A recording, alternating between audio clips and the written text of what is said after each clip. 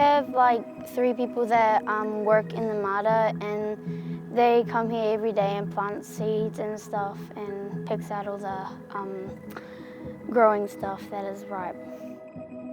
Our kids do a lot of learning in front of TV screens, and they need to be outside in the sunshine, the fresh air. They need to know how to grow healthy kai.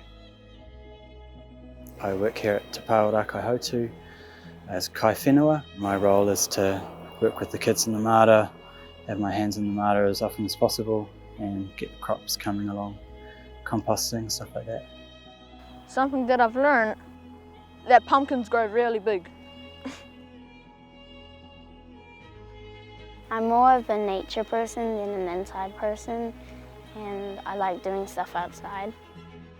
We do a lot of māra kai with our tamariki at Te Rākaihautū. I'm the caretaker, groundsman. I think māra is first and foremost a really fantastic learning space. It's really empowering, profound place to come together and do some experiential learning. We come out here sometimes on Thursdays and help in the māra. We'll just have seen food like carrots, corn and pumpkins. We have the silver bee over there by Mātauranga Oli, and we have the pumpkins over there and the tomatoes. After we harvest everything, we put it in the whare kai or in the front outside so all the parents can pick it out. Kai motuhake, food sovereignty, is becoming sufficient unto yourself for your kai. The price of healthy kai nowadays is through the roof.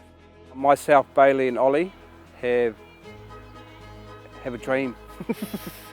We want to turn 7 hectares of red zone into a māra kai. If you grow something yourself, you feel like it feels more better than buying it from the supermarket. It feels great because I've planted it just little, real little, then it comes out to big. It's a good way to connect with whātua and the whakatōnuku and stuff. By the time they're 18, they'll have 12 years experience in the māra.